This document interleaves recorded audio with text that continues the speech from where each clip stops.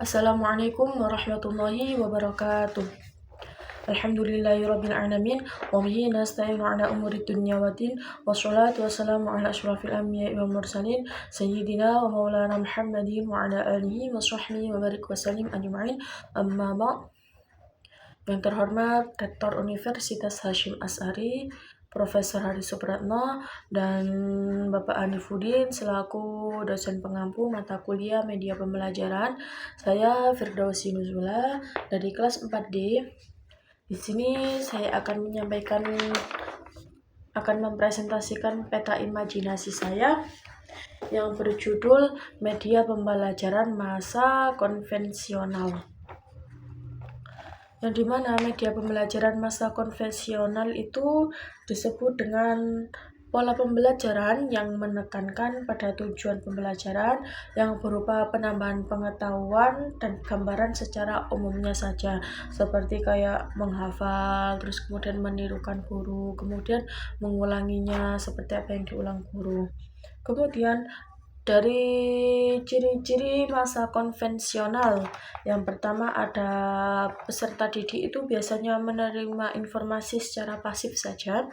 Terus kemudian ada pembelajaran abstrak yang teoritis, kemudian ada perilaku dibangun berdasarkan kebiasaan, kemudian ada guru penentu proses pembelajaran.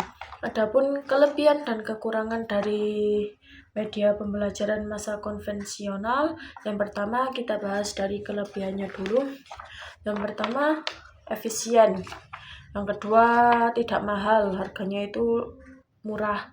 Kemudian mudah disesuaikan dengan keadaan peserta didik. Jadi kebanyakan sampai zaman sekarang pun banyak yang masih memakai dengan konvensional ini.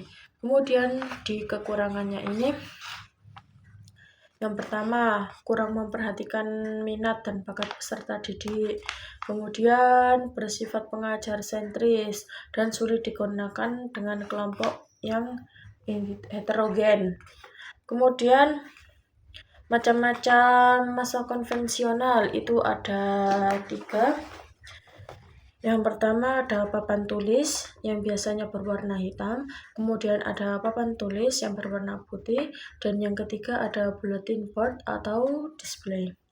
Kemudian kita bahas yang pertama dulu, ada papan tulis yang biasanya berwarna hitam, yang dimana papan ini digunakan dalam proses pembelajaran yang biasanya kita pakai sampai saat ini dan memiliki dimensi tertentu sebagai penunjang pembelajaran.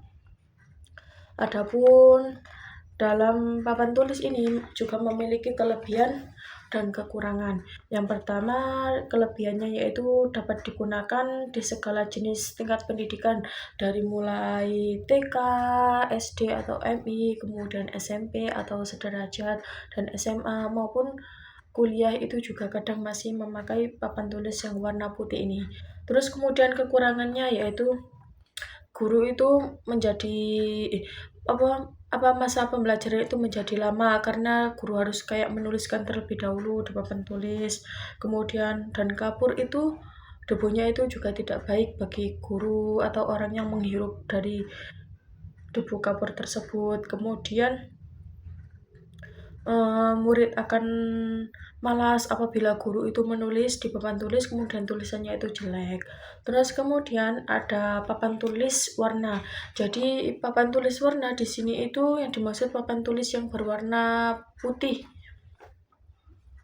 Sesuai dengan perkembangan zaman yang sekarang, yang berawal dari papan tulis berwarna hitam, kemudian berkembang sesuai zamannya dan berkembang menjadi papan tulis yang berwarna putih, biasanya itu licin permukaannya dan ditulisnya itu memakai spidol berwarna hitam. Kemudian kelebihannya papan tulis yang berwarna putih ini lebih bersih dan lebih modern dan lebih enak juga kalau dihapus itu tidak menimbulkan seperti kayak debu-debu. Kemudian ada bulletin board atau display, yang dimana bulletin board atau display ini merupakan fasilitas yang biasanya berada di sekolah, yang dimana ini menjadi alat tempat guru dan siswa melakukan proyek kerja yang bertujuan sebagai tempat menjelaskan peristiwa, peraturan, kemudian daftar-daftar, atau informasi-informasi yang lainnya. Itu saja yang dapat saya sampaikan. Semoga bermanfaat bagi kita semua. Sekian dari saya. Wassalamualaikum warahmatullahi wabarakatuh.